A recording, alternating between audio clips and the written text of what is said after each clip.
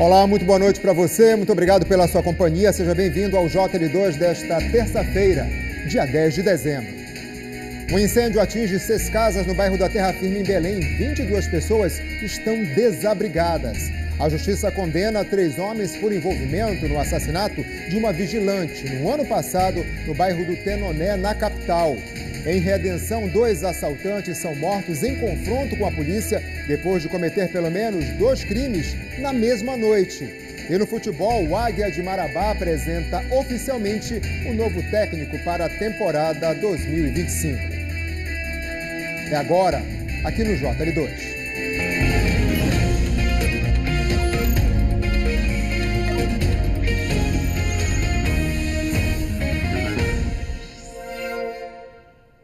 A Justiça do Pará condenou hoje 3 dos 4 homens acusados de matar uma vigilante no bairro do Tenoné, em Belém. O crime foi em junho do ano passado.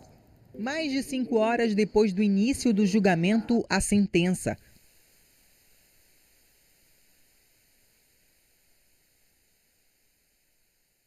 Tiago Souza Lopes e Daniel Albuquerque dos Santos foram considerados culpados pela execução e Tarcísio Rodrigues Fagundes como mentor intelectual da morte de Maria da Conceição Cunha, de 32 anos. Cada um deles foi condenado a mais de 30 anos de prisão pelos crimes de homicídio qualificado e associação criminosa. O crime foi em junho do ano passado no bairro do Tenoné. A vítima foi atingida por vários tiros dentro de um conjunto habitacional onde trabalhava como vigilante. A suspeita é de que o marido de Maria da Conceição fosse o alvo do ataque. Ele também foi morto a tiros quase 4 meses depois do assassinato da esposa. Um quarto envolvido no crime, identificado como Rodolfo Nascimento Silva, está foragido. O processo dele será julgado quando ele for capturado.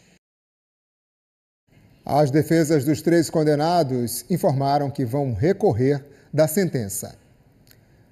Um homem foi preso hoje pela manhã, também no bairro do Tenoné, durante uma operação da Polícia Civil. Depois de um mapeamento detalhado, as equipes localizaram um homem suspeito de ser tesoureiro de uma facção criminosa que atua na região ali da Augusto Montenegro. Durante a abordagem foram apreendidos uma pistola, munição e um aparelho celular. O suspeito foi conduzido à Delegacia de Polícia Civil e agora está à disposição da Justiça. E olha, tem nova mudança no trânsito no centro de Belém a partir de hoje. Vai ser no bairro da Cidade Velha. Quem passou hoje por essa parte da Avenida Tamandaré se deparou com os tapumes e as placas. E pelas próximas 5 semanas vai ser assim. Mais um trecho da avenida está interditado. A previsão é que o bloqueio continue até o dia 18 de janeiro. A interdição vai da rua Doutor Malcher até a rua Doutor Rodrigues dos Santos. Nenhum carro vai poder passar pelos 2 lados do canal. A interdição foi necessária para o avanço das obras da nova Avenida Tamandaré. Na área serão executados 2,5 km de pavimentação, drenagem, esgotamento sanitário, paisagismo, além da instalação de passarelas e da construção de uma subestação com comportas para controlar o fluxo das marés no canal. A obra tem um investimento de mais de 154 milhões de reais. E olha, faça chuva ou faça sol, a sombrinha é um acessório indispensável em Belém. E é ela que salva também na hora de esperar o ônibus, já que a maioria das paradas na capital não tem abrigo para os passageiros se protegerem. Na Avenida Magalhães Barata, quem espera pelo ônibus não tem onde se abrigar da chuva. Deveria ter uma parada de ônibus com cobertura, né? Para quando tiver chuva ou sol, a gente ter onde se abrigar. O jeito é andar com a sombrinha para todo lado. No período de chuva, principalmente, a gente conta com a sorte de ter uma passarela próxima e a gente acabar se escondendo embaixo da passarela. Quando não tem a passarela, a gente recorre do lado da pessoa para pegar um pouquinho da sombrinha dela. Na Avenida Pedro Álvares Cabral, com a passagem Haroldo Veloso, apenas uma placa sinaliza a parada de ônibus. Tem que esperar pelo coletivo, no sol ou sob a ameaça da chuva. Se não for com a sombrinha, não tem nem como ficar aqui, né? Porque dia de sol é muito ruim, até porque o ônibus demora muitas vezes a passar. Tempo de chuva é pior ainda, porque muitas das vezes já chega encharcado em casa por conta da chuva, por não ter proteção aqui. Já ocorreu de molhar o meu trabalho, que valia ponto, e eu não consegui entregar por conta disso. Por conta da chuva e por conta de não ter aqui um abrigo para poder a pessoa ficar e esperar o ônibus. E fora aqui, muitas das vezes, o ônibus nem para. Sem ter como se proteger do mau tempo, a saúde também fica prejudicada. Por causa da minha idade, não posso estar pegando muito sol. E quando vem a chuva, pior, né? Porque vem a gripe, vem a doença. Há mais de um ano, a prefeitura retirou as paradas com abrigos dos dois lados da pista, alegando que as estruturas eram antigas e ofereciam riscos. Os moradores pediram novos abrigos, mas até agora nada. Nós precisamos dessa parada, né? Porque é difícil. Olha, é sol, demora vem a chuva, o vento. E aí, como é que vai ficar nessa situação? Nós precisamos. Segundo a Superintendência Executiva de Mobilidade Urbana de Belém, a CEMOB, a capital possui mais de 1.500 paradas de ônibus. Destas, 513 possuem abrigos com coberturas. Ainda de acordo com a Prefeitura, novas estruturas de aço inoxidável estão sendo instaladas nos principais corredores de ônibus da cidade. Porém, muitos pontos de ônibus estão em um estado precário. Na Arthur Bernardes, as bases de ferro dessa parada foram corroídas pela ferrugem e a estrutura inteira ameaça tombar para frente. Os moradores até colocaram um apoio de madeira para segurar o abrigo, mas ninguém se arrisca a esperar pelo ônibus aqui embaixo. Com a parada ocupando toda a calçada, o único jeito de não passar por baixo dela é desviando pela pista. Já faz praticamente um mês que ela está desse jeito, foi se desfazendo, né, com o tempo, e a própria população colocou essa sustentação aí, né, que ela está correndo o risco de virar a qualquer momento. Já não fica ninguém aqui quando precisa pegar a condução, o pessoal fica aqui na beira da rua, esperando o coletivo chegar.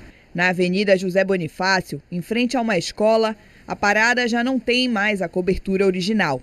O abandono frustra ainda mais o passageiro. A gente fica chateada, né? Ainda mais a gente que apanha ônibus, vai ficar toda... Já apanha um ônibus todo sucateado.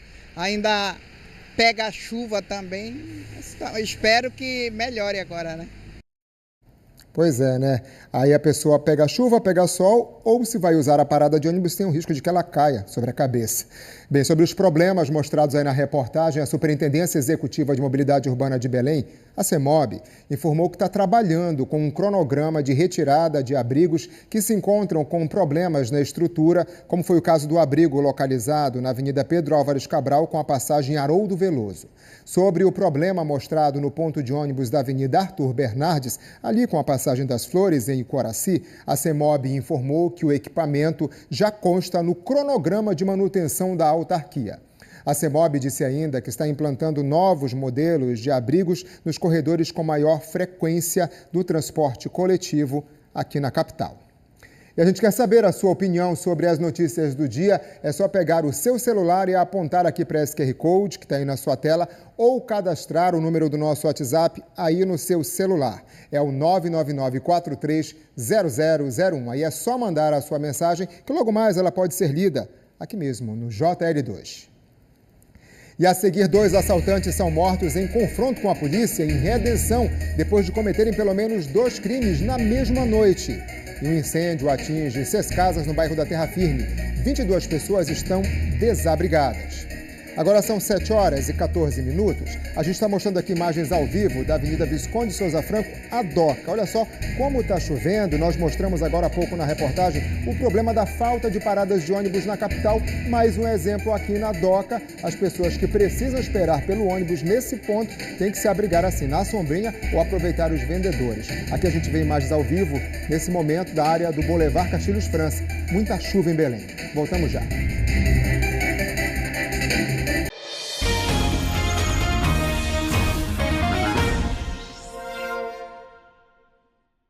Voltamos para mostrar que 2 assaltantes morreram em um confronto com a polícia depois de uma sequência de assaltos em Redenção, no sul do estado.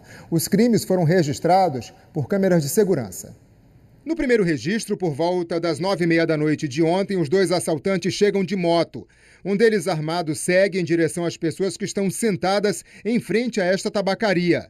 As vítimas têm celulares, objetos e dinheiro roubados sem poder reagir. De acordo com a polícia, logo depois a dupla fez novas vítimas. A moto que aparece nesta imagem teria sido roubada um pouco antes. E ao deixar o posto, um dos criminosos ainda ameaça as pessoas. A polícia militar foi acionada e passou a perseguir os assaltantes. Aqui o momento em que eles caem da moto e correm em direção a uma área de mata. Os policiais fazem disparos. De acordo com a PM, durante o cerco policial, houve troca de tiros. Os criminosos morreram no local. A moto foi recuperada e 2 armas foram apreendidas. E um homem foi preso em flagrante por crime de maus tratos contra animais. O caso foi registrado na PA 252, no município de Moju. Segundo a denúncia, Djalma da Conceição Bernardo matou o próprio cachorro com um tiro de espingarda, mas antes agrediu o animal com várias pauladas.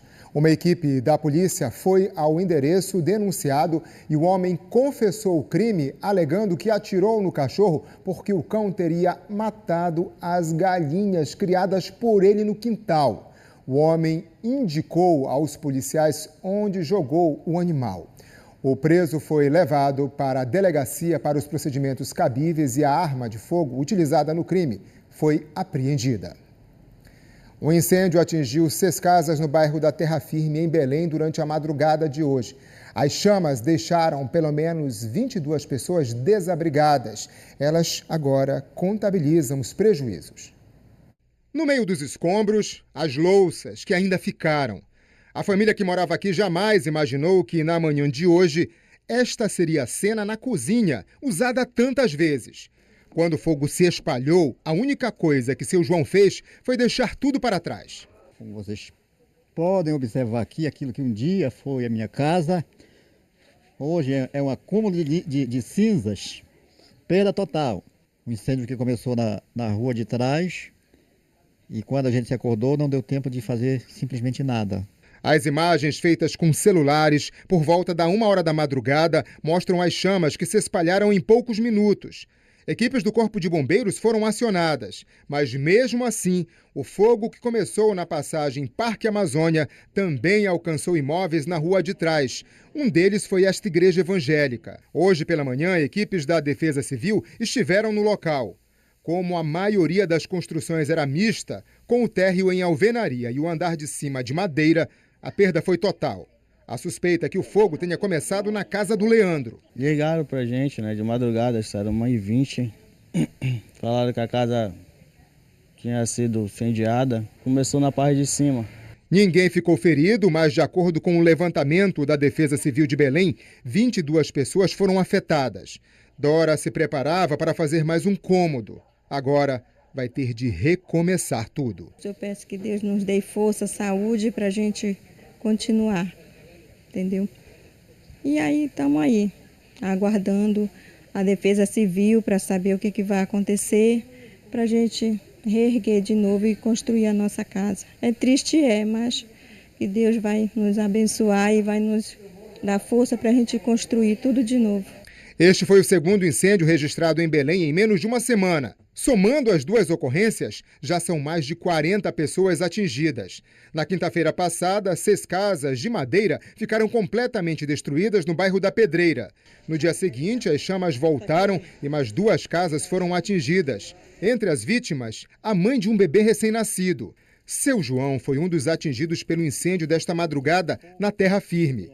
Ele e o neto agora contam com a solidariedade para um Natal que realmente represente esperança. A partir de agora vai depender da boa vontade de quem puder nos ajudar.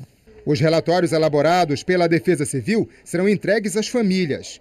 É com o documento que elas vão poder acessar os programas sociais do Estado e do município. Mas num momento tão difícil, a ajuda de todos é fundamental. Tem 2 pontos que a gente sempre destaca para entregar, que é o próprio local onde ocorreu o sinistro, onde as famílias estão. Então, quem se sentir aí sensibilizado em doar, pode vir tanto aqui na passagem Parque Amazônico, mas também tem a sede da Defesa Civil, que fica na Avenida Pedro Miranda, esquina com a Travessa Pirajá, na Aldeia Cabana, no bairro da Pedreira. É fundamental que sejam doadas peças, eletrodomésticos em bom estado, em boa qualidade. Há crianças também entre as pessoas que estão aí sem casa, então brinquedos são muito bem-vindos, principalmente agora nesse período de Natal. Se você tem alguma doação, você também pode acionar a Defesa Civil Municipal por meio do telefone, que uma equipe pode ir buscar o donativo aí na sua casa. Mais informações você encontra no nosso site, o G1 Pará.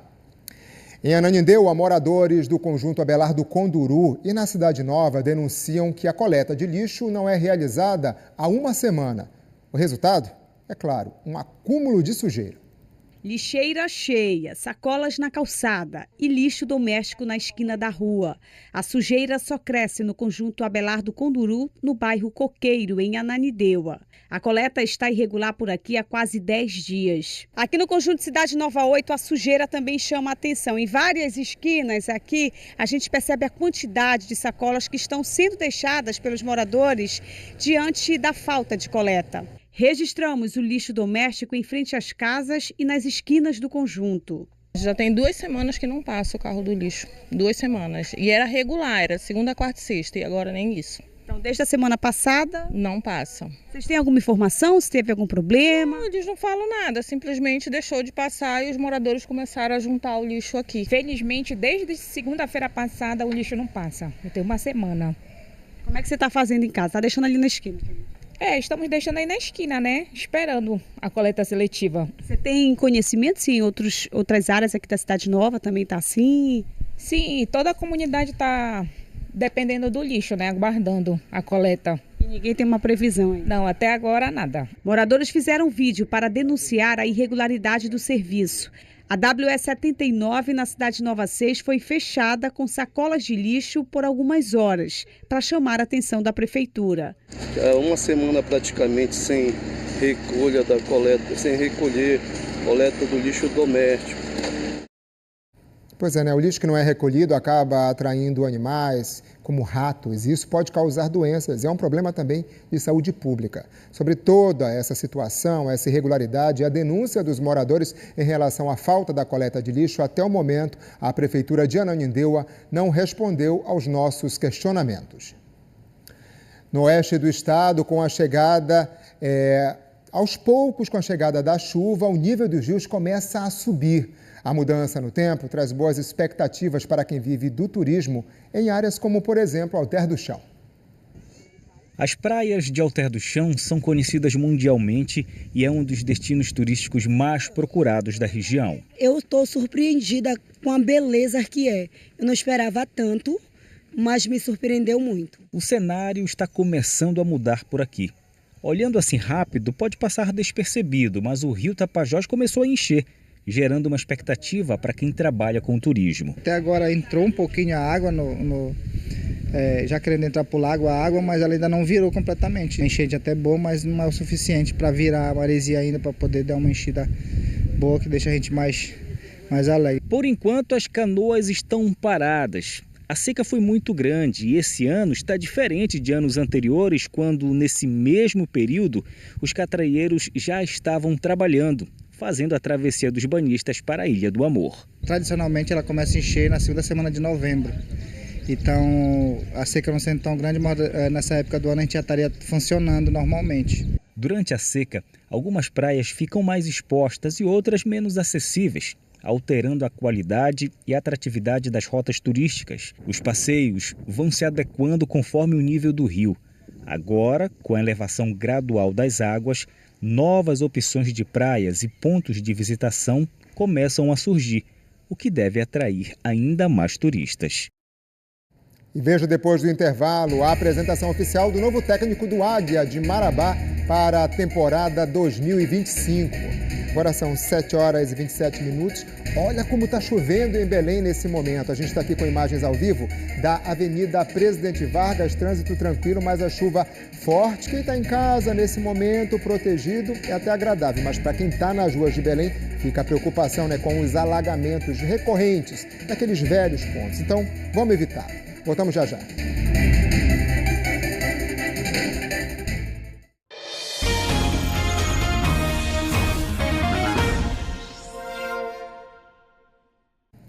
O Tribunal de Contas do Estado elegeu hoje os novos dirigentes para o biênio 2025-2026. Para a presidência foi eleito o conselheiro Fernando Ribeiro. O vice-presidente será o conselheiro Luiz Cunha e o conselheiro Odilon Teixeira vai ocupar o cargo de corregedor. O TCE é o órgão responsável por acompanhar e controlar o orçamento e as finanças do Estado e também por julgar as contas prestadas anualmente pelo governador. Fernando Ribeiro é bacharel em Ciências Jurídicas e Sociais e vai ocupar a presidência do tribunal pela primeira vez. Ele é membro do TCE Pará desde 2020 por indicação do governador Helder Barbalho, conforme previsto na Constituição Estadual. Para ajudar a cobrar mais segurança aos defensores de direitos humanos no Pará, foi lançada hoje uma cartilha com dados sobre a violência e a criminalização enfrentadas por essas pessoas. O documento mostra que no Pará, 139 defensores de direitos humanos estão ameaçados e enfrentam diversos tipos de violações. A maioria vive em municípios com histórico de conflitos, como Altamira, Jacareacanga, Anapu e Tomé-Açu. São casos que preocupam muito porque são estratégias de grileiros, de grupos criminosos que têm como intento anular a luta desses defensores e defensoras. Os dados estão em uma cartilha, apresentada nesta terça-feira pela Sociedade Paraense de Defesa dos Direitos Humanos. A data escolhida marca os 76 anos da Declaração Universal dos Direitos Humanos. Esse documento ele serve como um instrumento também de luta e de denúncia da realidade que os movimentos sociais têm vivido na Amazônia, de muita violação de direitos, de violências, de ameaças. Aqui nesta região, aproximadamente 7 dirigentes, homens e mulheres do MST, estão ameaçados de morte, estão no programa de proteção às pessoas aos defensores de direitos humanos. A cartilha destaca o protagonismo das mulheres na luta pelos direitos humanos. Como consequência, elas também sofrem mais pressão dos agressores e representam 39% das pessoas ameaçadas, segundo o documento. Várias mulheres que passaram a ser chefa de organização de movimento de mulheres, movimentos produtivos, dirigentes sindicais, representações de políticas a nível nacional das mulheres, elas começaram a sofrer repressão também violenta tanto quanto os homens. Várias organizações parceiras foram a campo para coletar os relatos de quem vive sob ameaça por defender os direitos humanos. O documento também traz recomendações para o Estado, entre elas que os crimes cometidos contra essas pessoas sejam investigados. Nós temos um número enorme de pessoas assassinadas que os casos não foram levados à justiça. Então, o Ministério Público, o Poder Judiciário, a Polícia, precisam adotar providência para levar esses casos à justiça. Nem 10% dos casos de homicídio no Pará, de defensores e defensoras, são levados a julgamento. A Polícia Civil informou que todos os inquéritos relacionados aos homicídios, feminicídios, lesão corporal seguida de morte e latrocínios são devidamente apurados e encaminhados à Justiça. A polícia disse ainda que a taxa de elucidação de crimes, que era de 26% em 2017, aumentou para 51% no ano passado, considerando a identificação da autoria e a conclusão do inquérito. Bem, apesar da chegada do inverno amazônico, o setor da energia solar tem apresentado expansão aqui no Pará. O estado é um dos que mais instalaram sistemas fotovoltaicos em todo o Brasil.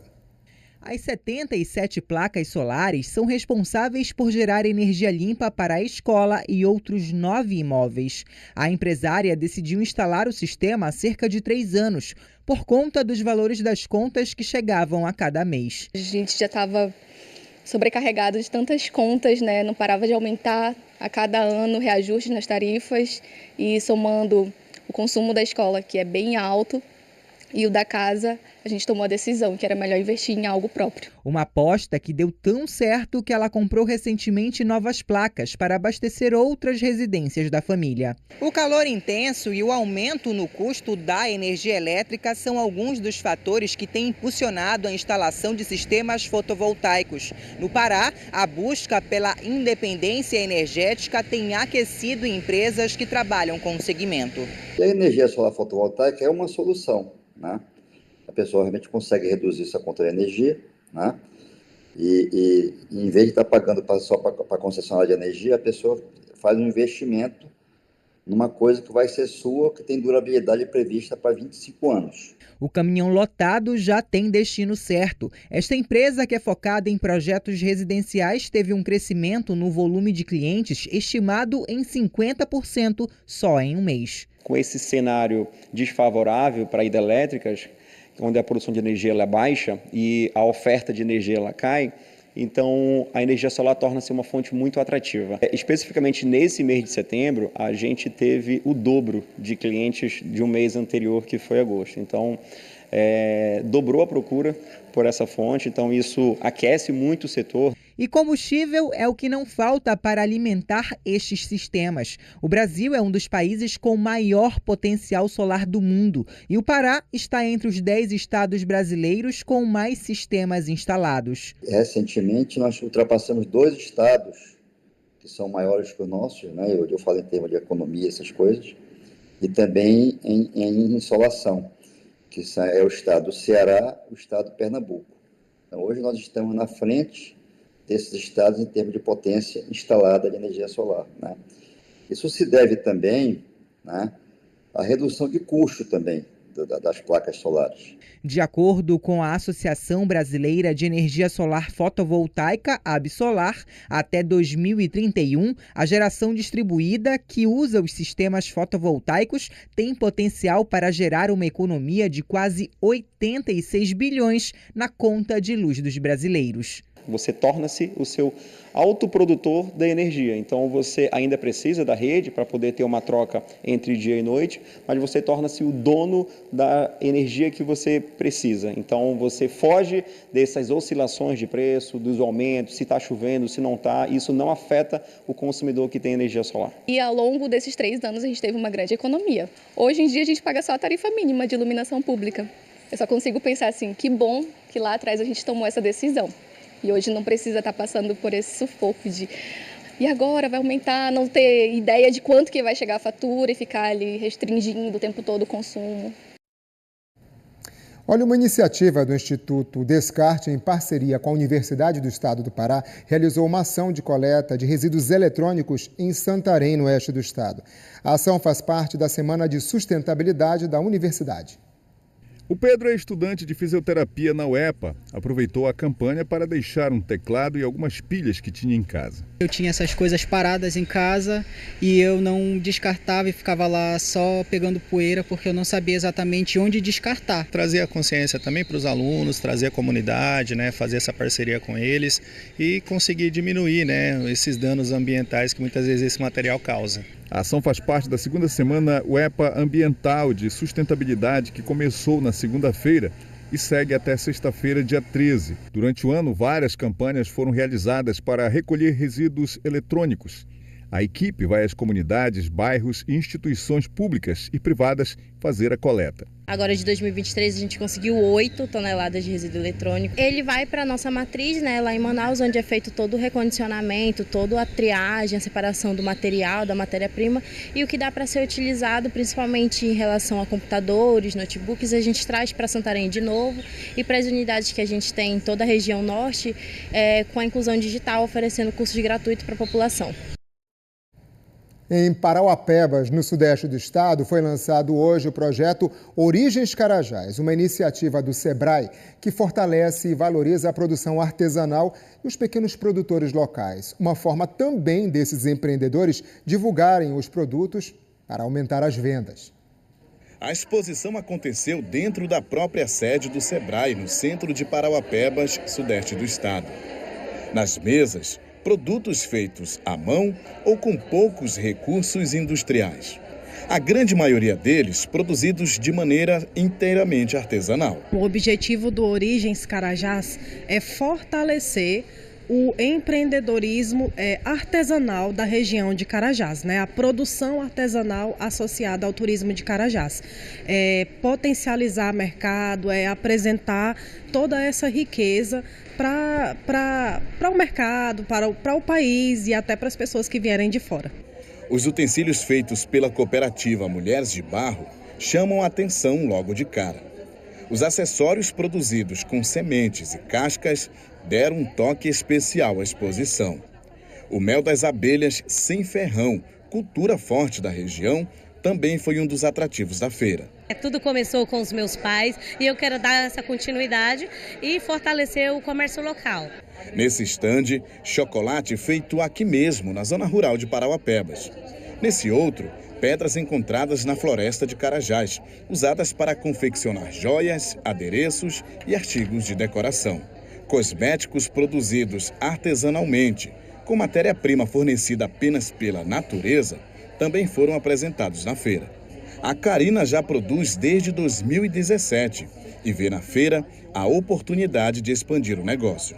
É importante porque a maioria das minhas vendas, elas são um e-commerce. Eu vendo no Instagram, então eu vendo para fora. Vendo para fora da cidade, outros estados. E essa feira traz visibilidade para dentro da cidade. Então as pessoas que estão aqui vão saber que tem esse produto que é livre de toxinas, que ela pode tratar o corpo dela e aqui. A iniciativa, que deve continuar a agregar marcas em 2025, já está promovendo cafés de negócios para conectar os empreendedores que integram o projeto a outros empresários e investidores da região, além de viabilizar a participação em eventos de mercado e facilitar parcerias que agreguem valor aos produtos. Desde o primeiro dia teve uma adesão muito forte. De todos eles, de todo esse grupo que está aqui, não houve nenhuma desistência do início até agora. E a gente trabalhou bastante capacitações com eles, consultorias na parte de gestão financeira, gestão de vendas principalmente. Empreender para fazer cada vez mais o negócio é conhecido, né? Agora o esporte. O Águia de Marabá já iniciou a pré-temporada e apresentou hoje à tarde o técnico que vai comandar o time no ano que vem.